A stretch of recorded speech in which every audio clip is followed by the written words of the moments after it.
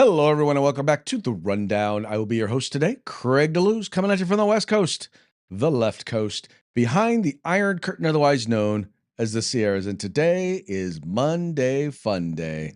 I stop what you're doing, cause I'm about to ruin the image of me that you're used to. I look money, a king bee making honey, see? Each state, I hope you're ready for me. Now gather round, I'm the new sheriff in town. All my people rise up and stand your ground. Now drink up all the Diet Coke you got on your shelf. So just let me introduce myself, my name is Trump D. I like my mashed potatoes lumpy. Fake news, oh how I like to punk thee. That little sniper on the slow tin, he took a shot but he missed me. I don't fall, y'all, I'm like the ever-ready bunny. Still going strong and spunky. So put on your big boy pants. Come on, let's do the dance. The Trumpy dance is your chance to do the Trump. Come on, do the Trumpty Trump. Come on and do the Trumpty Trump. Check me out, y'all. We do the Trumpty Trump. Just watch me do the Trumpty Trump. Yeah. Do you know what I'm doing? We do the Trumpty Trump. Come on, everybody do the Trumpty Trump. It's time to do the Trumpty Trump. Yeah. That's right, folks. We're doing the Trumpty Trump because, well, it's the thing to do right now. I mean, if you've been watching, whether it's college football, pro football, if you've been watching UFC, you name it, you watch the sports, you watch the entertainment, and it's cool to do the Trump, or at least it's cool to like Trump. Donald Trump, and that's largely because, he's doing a good job in spite of what everyone wants you to believe, everyone on the left, everyone in the media, everyone in academia, because the problem is that he is proving them all wrong. And they don't want you to be happy about it. They don't want you to be excited that he's doing well. They would rather you think that America is going so horribly wrong. And that's not to say that everything's going perfect, but things are going pretty darn well. And so we celebrate by doing the Trump D dance, especially on Monday Fun Day, because you got to have fun, right? Right. I mean, even if you don't like Donald Trump, you got to admit, doing the Trump dance is kind of fun, right? Right. All right, folks. Wait, Mike is not going to be joining us today, so it's just going to be us. It's going to be me. It's going to be you. We're going to be talking politics, policy, and all that fun stuff from a conservative perspective. We're going to be talking. We're going to have a good time today. And so here's what I want you to do. I want you to go ahead. If you are watching us live, 3 p.m. Pacific, 6 p.m. Eastern, please do us a favor. Go ahead and leave a comment. That's right. If you leave a comment in the comment section, I'm monitoring your comments. And if I find it to be interesting, I will share it with our audience. And if I don't, I won't. And know that, you don't have to agree. In fact, it's more interesting if you disagree, because then that gives us the opportunity to mock you. Oh, wow. Is that a mockingbird? Man, is that a mockingbird? Is that a mockingbird?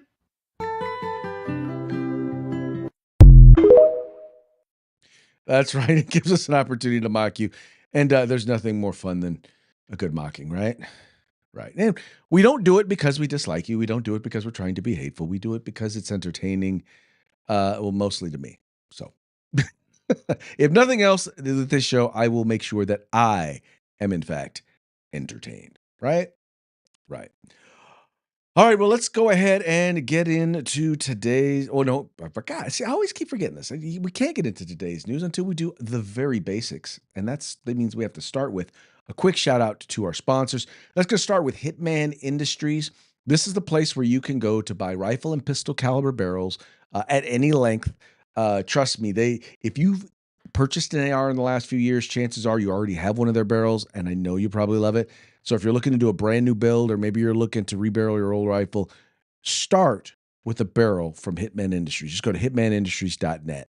And then we've got the California Republican Assembly working to help elect conservatives at all levels of government, from school board all the way up to President of the United States. Ronald Reagan once referred to CRA as the conscience of the Republican Party. Learn more about them at cragop.org. That's cragop.org. If you want to be a part of California's future today, you got to join CRA. And then we've got the best in concealed carry tactical holsters available on the market. That's right. You will find them at hawgholsters.com. That's HAWG holsters.com. That's because they like helping Americans wear guns, and they want to help you wear a gun. So here's what you do. If you go there, first of all, go there. Go to their website. Check them out. I promise you will see a holster that you will like. And when you do, you want to make sure to use the discount code The Rundown. all caps, no spaces, one word, just like it is right up there, and you'll get a nice little discount on us. That's hogholsters.com. And then finally, if you're looking for outdoor gear, if you're looking for cold weather gear, hot weather gear, you're looking for whatever tactical gear you are looking for, you need to go to uscombatgear.com. They have a huge selection. They have competitive pricing. In fact, they specialize in group sales. They have the best customer service available on the market. You need to go to their website and check them out. Tell them those guys over at the Rundown that sent you. But make sure you go over to uscombatgear.com where you can find all things tactical except the gun. All right. That now brings us to where we're at here. Story number one. Trump has done a bit of an about face. I don't know that I would call it an about face, as much as I would just point out that Trump is just basically accepting the political reality of what is and realizing that, coming up against and opposing the release of the Epstein files. Well, it's bad political math, and I think he is realizing that. And as Politico is reporting, it says here Trump does Epstein U-turn as House Republicans prepare to spurn him. They're not about to spurn him. They're just like, look, they're realizing politically that this is something that they have to do. Anyway, it says here President Donald Trump is suddenly reversing his months-long campaign to bottle up a bipartisan effort to disclose federal records dealing with Jeffrey Epstein, just as scores of House Republicans prepare to defy his demands concerning the late convicted sex offender. House Republicans should vote to release the Epstein files because we have nothing to hide, and it's time to move on from this Democrat hoax, he wrote Sunday night on Truth Social, adding, I don't care. That's all. That's in, by the way, that is in all caps. Let me see. You guys can't see that. I want you to see that he put that in all caps. I don't care. All I do care about is that Republicans get back on point discussing economic issues. Now, there's tons of reasons why I think people are wondering. Well, first of all, people are wondering, well, why is he going through such efforts to not have this information released? And I think there are a lot of folks out there who have their druthers or their ideas. I have mine. I'm thinking number one, when he talks about a hoax, one of the things, keep in mind, Democrats are coming out. Democrats had control of both houses of Congress, and they had the White House. They had the Department of Justice for a while, right? They had the Department of, they could have released these files over the last 4 years, and they chose not to. Why? Now they're coming out and they're saying, well, Trump is obviously in it. That's why he wants to hide it. Well, then here's the question. If Trump is in it, why didn't Biden release it? Keep in mind, they released his tax returns. They released and leaked all sorts of stuff. They spied on Donald Trump's campaign, right? Why would they not release this information? If there was something hinky at all in any of the stuff that had to do with Donald Trump, why wouldn't they? And then now let's think about the stuff that they did leak, the emails that they did leak. The email that they leaked had a name redacted. Basically, it was someone who said, well, we know Trump spent time with a lot of hours with so-and-so at the house. Well, then they redacted the victim's name. Well, the victim, turns out her name was Victoria Guthrie. Turns out she had already come out. She had already said, yes, she met Donald Trump. She had worked at Mar-a-Lago. Her father had worked at Mar-a-Lago. She liked Donald Trump. She supported him running for president. And she said he did absolutely nothing inappropriate. He had no sexual relations. In fact, all of the victims that have spoken publicly have said, yeah, no, we don't. Yeah, he didn't. There's no evidence of him doing anything. But in the one email they did, they redacted that person's name because if the person's name had been on there, then everyone would have known, well, yeah, we already knew that there's nothing new. And he did nothing explicit with this person, but they all made it out like, oh my God, he did something with this person. That's who this victim is. They did something with this person. And we know that to be fake. We know that to be a lie. We know it to not be true. So why didn't they? Why didn't they release it? Well, because one, they knew there was nothing on Donald Trump.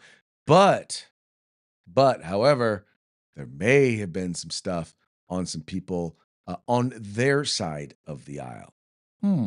Gee, I wonder who it would have been. Could it have been a Democrat?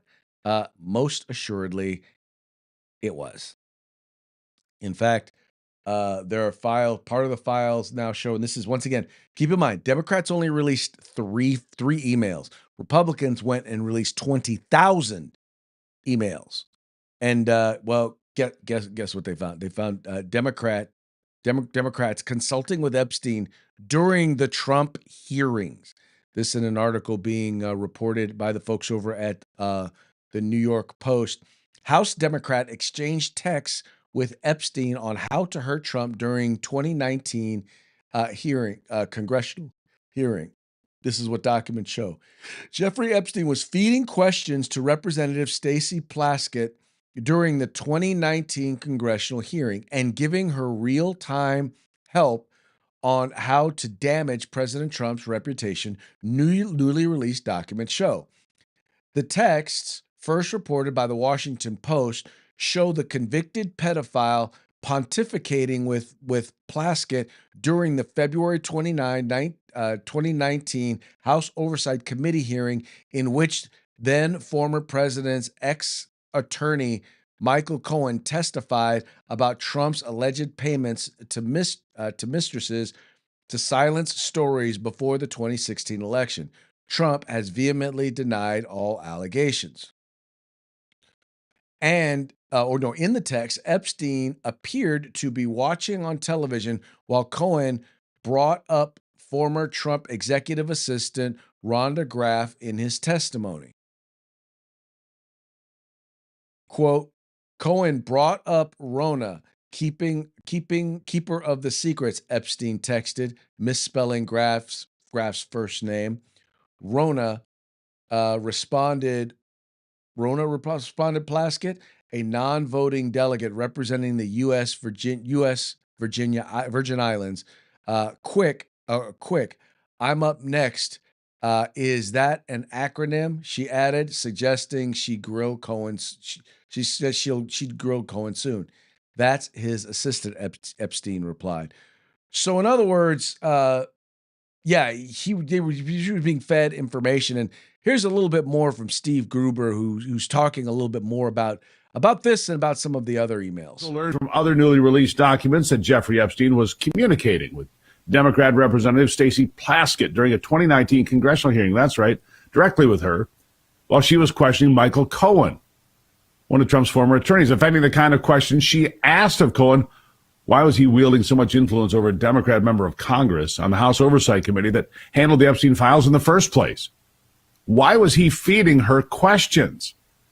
The email that the Democrats wanted you to focus on, though, is this one. Jeffrey Epstein writes, I want you to realize that the dog that hasn't barked is Trump. And then there's a redacted victim, right? Spent hours at my house with him. Sounds incriminating, right? But I'm going to argue quite that it's not.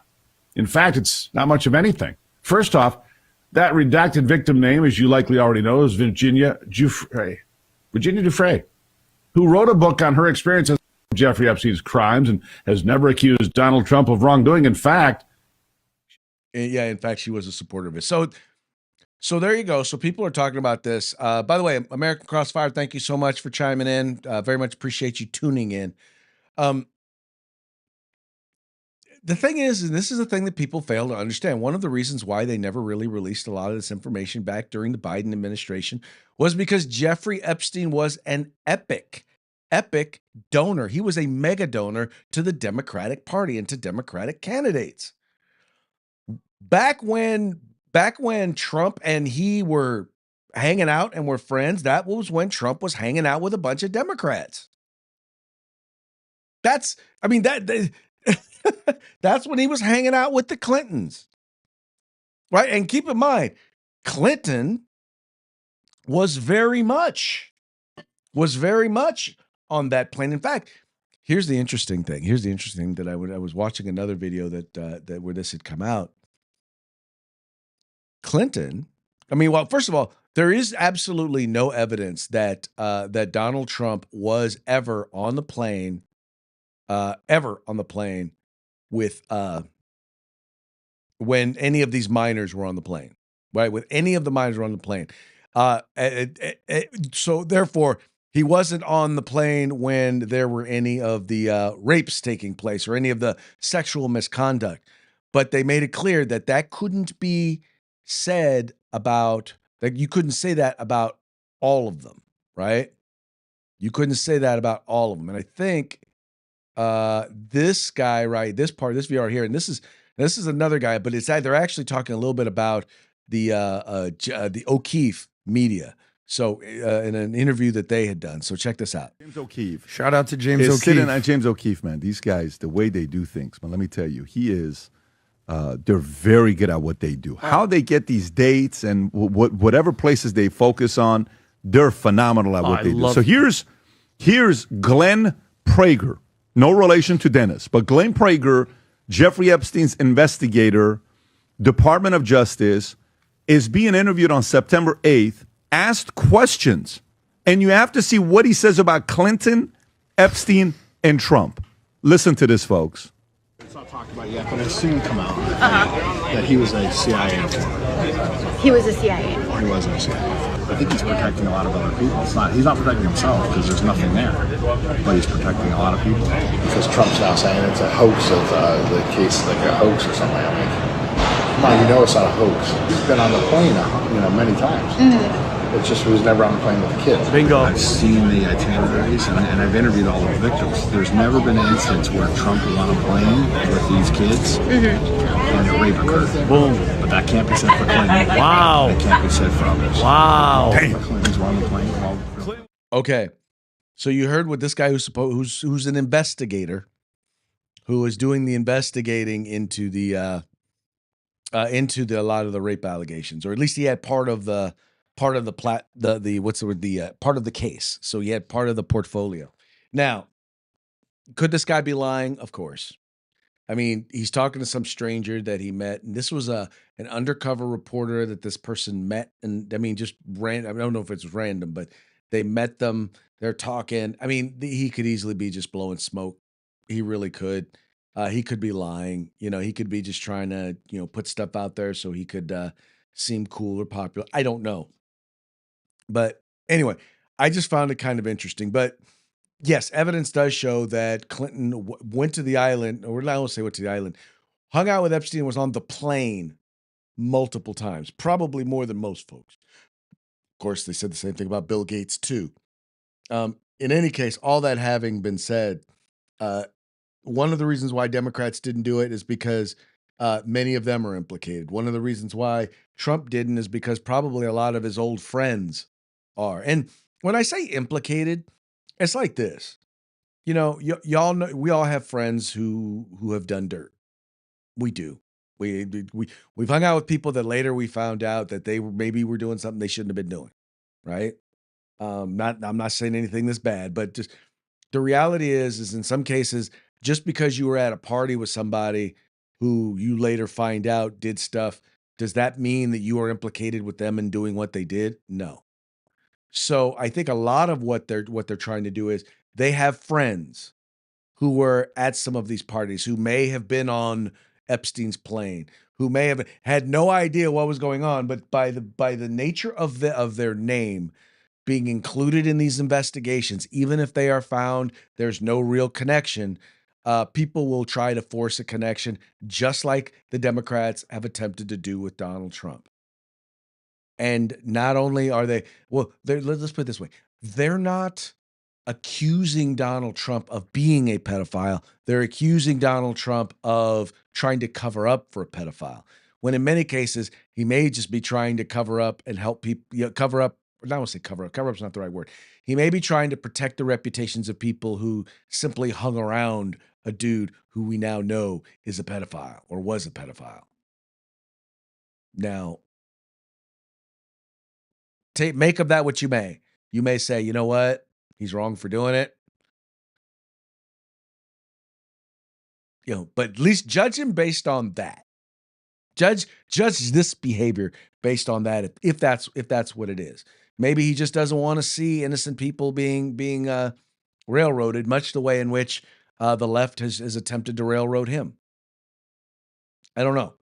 But I can tell you right now that the more stuff comes out, the more Democrats, because there are many, many, many more links to Democrats in these files. You have, well, first of all, you have Prince Andrew. He's not necessarily a Democrat, but he is a liberal. You've got Larry Summer, former, I think he was the labor secretary in the Clinton administration. I mean, now you've got a Democrat congresswoman who was communicating and connected to him. You're going to find that there's a lot more Democrats that are connected to this person than are Republicans. And in the end, they are going to rue the day. I think the reason why they don't mind, a lot of the Democrats who are there now don't mind, is because they weren't around back then. So they're not going to get tied up in it. But there's a lot of friends of Schumer. There's a lot of friends of Pelosi. There's a lot of friends of a lot of the Clintons, including the Clintons, whose names are probably tied up in this. So anyway, going to be real interesting as this stuff starts to come forward. But all I can tell you is that when Donald Trump says it was a hoax, he's referring to people trying to implicate him or trying to say that he's trying to cover up for pedophiles. That's what he means by a hoax.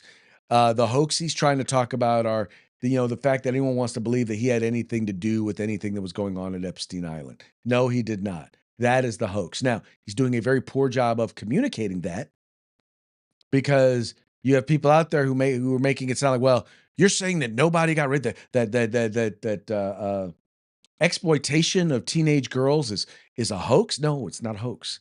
It's not a film play. It is a thing. It did happen, but so far all the evidence points to Jeffrey Epstein, and there hasn't been a whole lot of other evidence presented so far publicly that points to anyone else. Now, especially not Donald Trump. Especially not Donald Trump. Anyway, more is going to come out, and I'm going to be glad to see it come out. I'm going to be glad to see all this stuff come out. Let's just get it all out there at this point, so that we can actually they can actually get to doing the people's business. Right now, it's a big distraction, and Democrats are using it as a distraction because, well, they got their hats handed to them when it came to the shutdown, and they don't like looking bad, and that's what they're dealing with. Talk about looking bad. Let's talk about California. Let's talk about Gavin Newsom, and let's talk about Gavin Newsom's opposition to offshore drilling. That's right. The president said that he wants to do more offshore drilling. He wants to increase the amount of offshore drilling that's taking place off the West Coast, off of states like California, Oregon, and Washington. But Governor Gavin Newsom has decided that he wants to come out against it. Well, the Washington Free Beacon did a little bit of research and have some interesting stuff to say about that. It says here, since Newsom took office, the share of California's oil that is imported from other countries has spiked to 63%.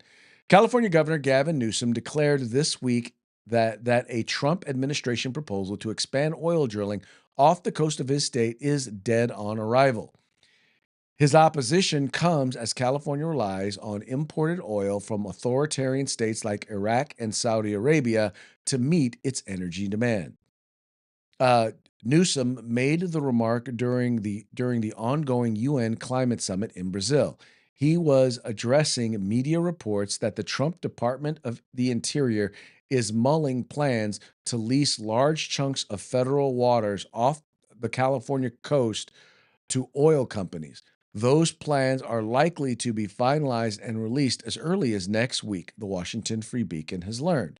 The federal government hasn't held an offshore oil lease sale in California in more than 3 decades, amid vociferous opposition from Newsom and environmental groups.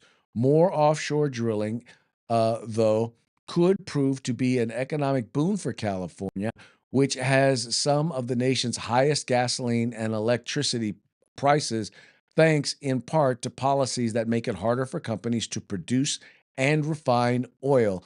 As a result, 63.5% of California's oil is imported from foreign nations, and its imports of gasoline hit an all-time high earlier this year. In 2024, Iraq was the largest foreign supplier of oil to California, sending the Golden State more than 68 million barrels of oil, according to state data. The Middle Eastern nation has few environmental laws governing its oil industry, while recent oil spills have contaminated large swaths of once productive Iraqi farmland, uh, Agence France Presse reported. Now, here's the thing, and this is where this plays a role. So, in other words, you have environmentalists like Gavin Newsom and the rest of the folks here in California. Well, environmentalists like Arnold Schwarzenegger, Democrats, who basically have come out and said, no, we are not going to pollute by drawing oil out of California. Now, mind you, we have some very, very strict laws when it comes to emissions, when it comes to the refining of oil, as well as when it comes to the extraction of oil out of the ground. We have very, very high standards to protect the environment. But instead of allowing that to happen, we're like, you know what?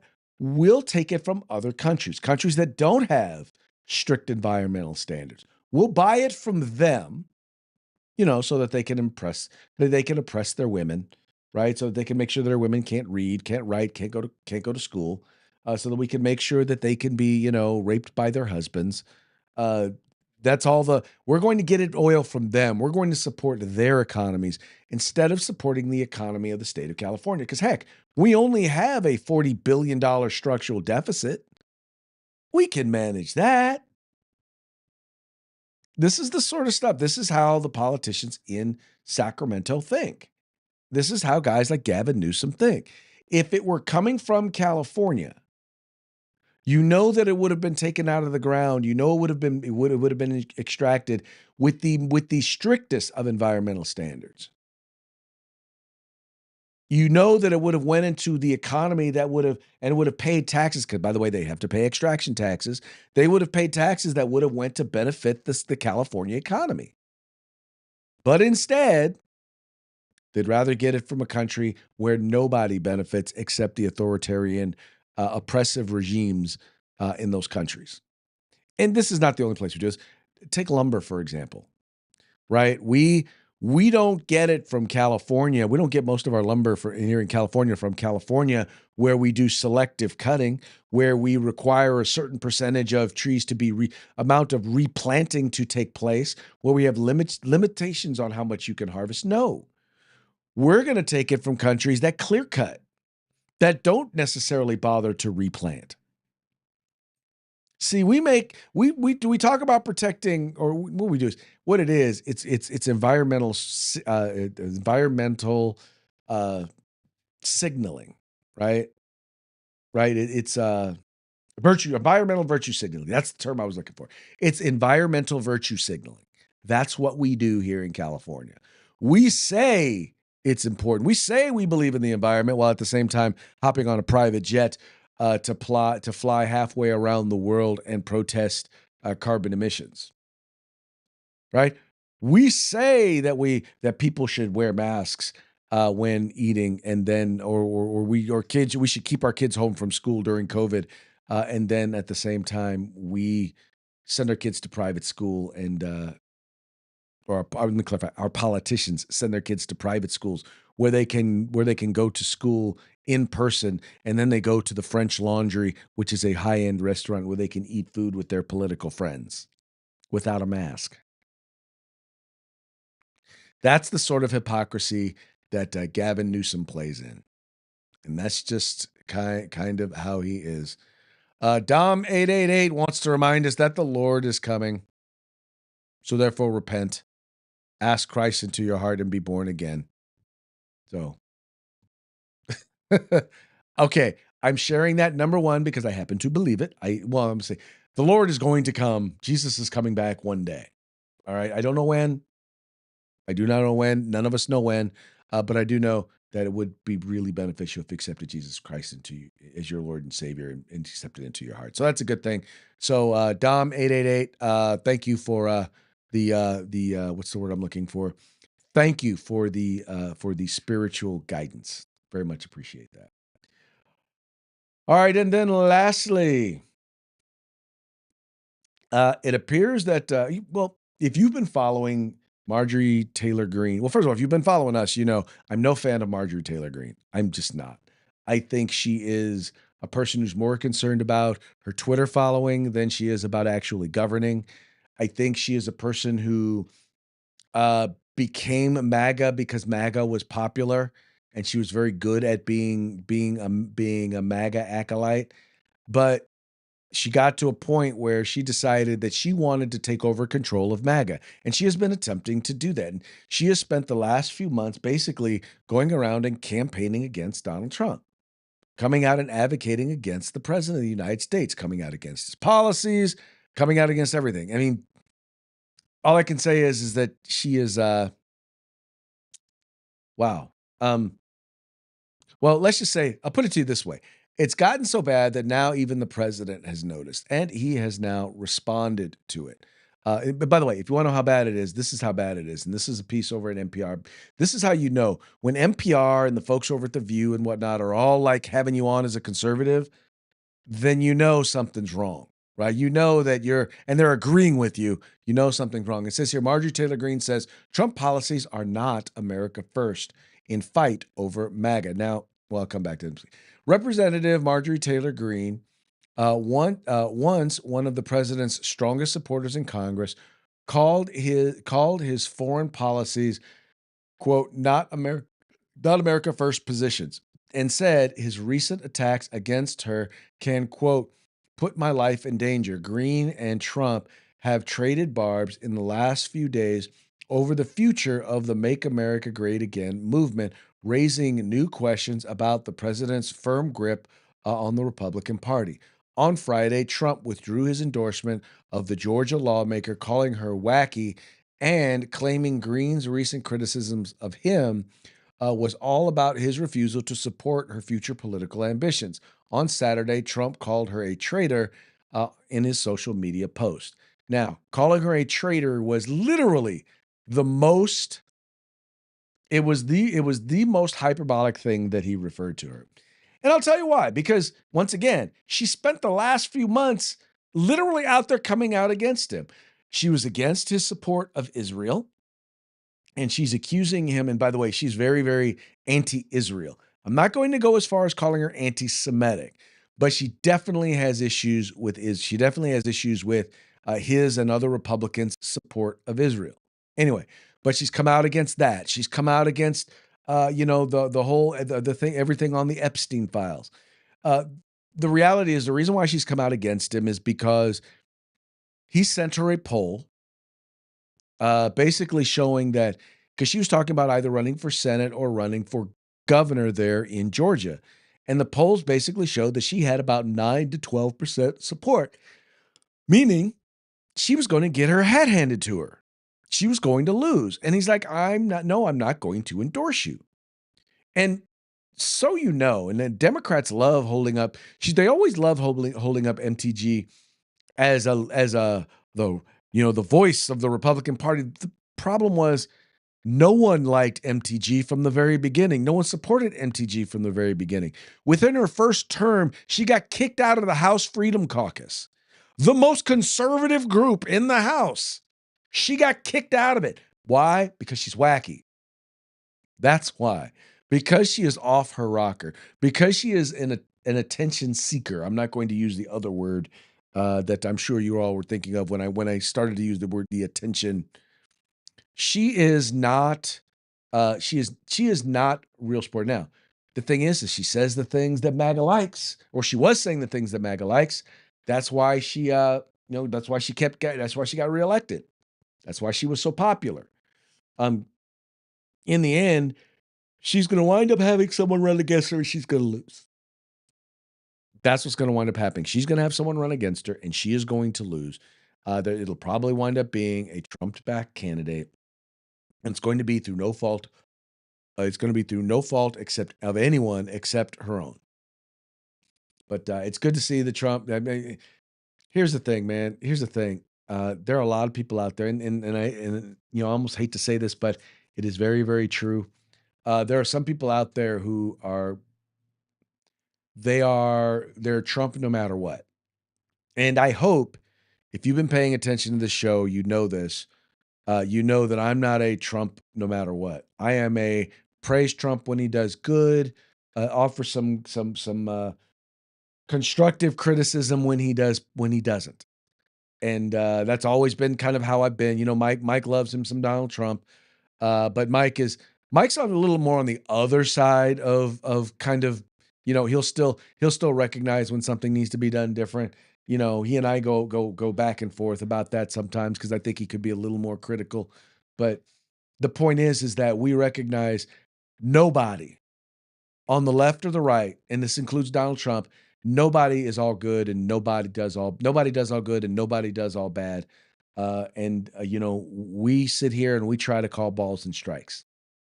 And that's what we ought to be. That's what we ought to be doing. And when you're a policymaker, that's what you ought to be doing as well. You support him because he's part of your party, but at the same time, when you are in Congress, you're there for your constituents and you're there to do the right thing. But your criticisms ought to always be constructive. And sadly, right now, hers are not, and they're not because he won't support her. He won't support her running for governor. And guess what? Here's the thing, and this is the thing you need to understand, MTG. He's not alone. That's what those polls say. The polls say you're not very well liked outside of your district. And because of how you're going after Trump, you're not going to be very well liked in your district. And once again, it's not that you're being constructive going after him. I mean, when I look at Thomas Massey, for example, or I look at Thomas Massey more so, when I look at Rand Paul is probably the best example. Someone who, look, these are my positions, these are my values, this is where I stand, and I'm going to take this position even if it's opposite the administration. He's an example of someone who's doing what he believes to be is right. And it's not because it's not out of a popularity thing. It's because that's what he believes is right. And so if you want, and so I say that to say there's nothing wrong with disagreeing.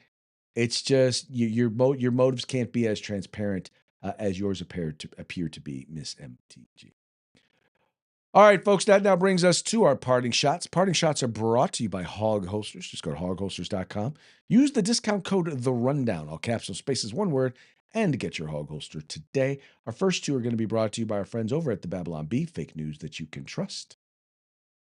This first one here, in devastating blow, newly released emails reveal Trump not well liked by pedophile. And that's probably the biggest thing. The most information that you got here was that Jeffrey Epstein didn't like Donald Trump. That's what you got out of this. He did not like Donald Trump because Donald Trump kicked him out. Anyway, you may have heard Michelle Obama did an interview, has done several interviews lately, and let's just say we'll call it on her grievance tour about how oppressed she is. And in fact, she's so impressed, according to our friends over at the Babylon Bee, scientific algorithm determines most oppressed person in history is Michelle Obama. Yes, that is true. That is exactly what she would lead us to believe. And then finally, this last one. I love this guy. He is hilarious, and I think he makes a very, very solid point when it comes to when someone chooses to violate your right to property and place the value of your property over their life, or whether or not you place the value of your property over their life. Does she have a point? If you would shoot someone because they try to steal your dog, that means you value a dog's life over a human's life. See, now that's just faulty logic. It's not that I've decided that a human being's life is worth less than baby girl here. No. They've decided that their life is worth less than baby girl. And I just didn't disagree with them. He's got a point. He's got a point. He just didn't disagree. All right, folks, that's going to be it for today's show. But before we go, let's give one more quick shout out to our sponsors. We've got Hitman Industries, rifle and pistol caliber barrels, available for you to purchase at any length at hitmanindustries.net. We've got the Conscience of the Republican Party. Check them out at cragop.org. If you want to be a part of California's future today, you got to join CRA. Now we've got the best in concealed carry tactical holsters available on the market at hogholsters.com. That's HAWG holsters.com, helping Americans wear guns. And then you've got the place where you can find all things tactical except the guns. That's right, uscombatgear.com. Now, that will be it for today's program. We very much appreciate you tuning in. We appreciate you liking and sharing the program and encouraging your friends to do the same. Hey, do me a favor if you're watching this here at the very end, thinking about putting together a either weekly or daily newsletter, one for conservative news and one specifically for gun rights news. If you think that would be a good idea, do me a favor and let me know in the comments. It would be a free newsletter that we would email out to you. So let me know what you think in the comment section. Anyway, y'all take care, have fun, and we will see you mañana.